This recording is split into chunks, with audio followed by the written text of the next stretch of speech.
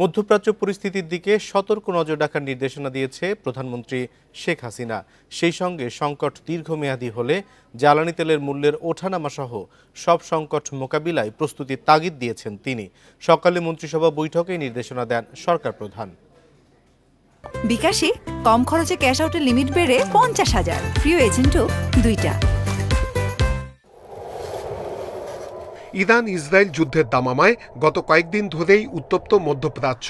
জ্বালানি তেল সহ বিভিন্ন ব্যবসা বাণিজ্যে বিশ্বজুড়ে তৈরি হয়েছে অনিশ্চয়তার আশঙ্কা। বিষয়টি উঠে আসে মন্ত্রিসভার বৈঠকেও। মধ্যপ্রাচ্যের দিকে সবাইকে সতর্ক দৃষ্টি রাখার নির্দেশ দেন প্রধানমন্ত্রী শেখ হাসিনা। সেই সঙ্গে সংকট যদি দীর্ঘস্থায়ী হয় সে আলোকে প্রতিটি মন্ত্রণালয়কে মোকাবিলায় প্রস্তুতি নেয়ার নির্দেশ দেন তিনি।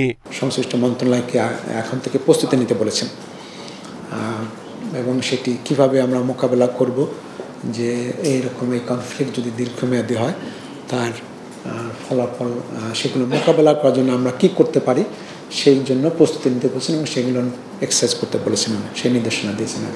মন্ত্রিসভার বৈঠকে মহেশখালী সমন্বিত উন্নয়ন কর্তৃপক্ষ আইন 2024-এর খসড়ায় নীতিগত চূড়ান্ত অনুমোদন দেয়া হয়। এই আইনের আওতায় একটি আলাদা কর্তৃপক্ষ হবে। এছাড়া দীর্ঘদিন চলমান প্রকল্প দ্রুত বাস্তবায়ন করতে বা কেন বাস্তবায়ন হচ্ছে না তা মন্ত্রিসভাকে জানাতে নির্দেশ দেন প্রধানমন্ত্রী।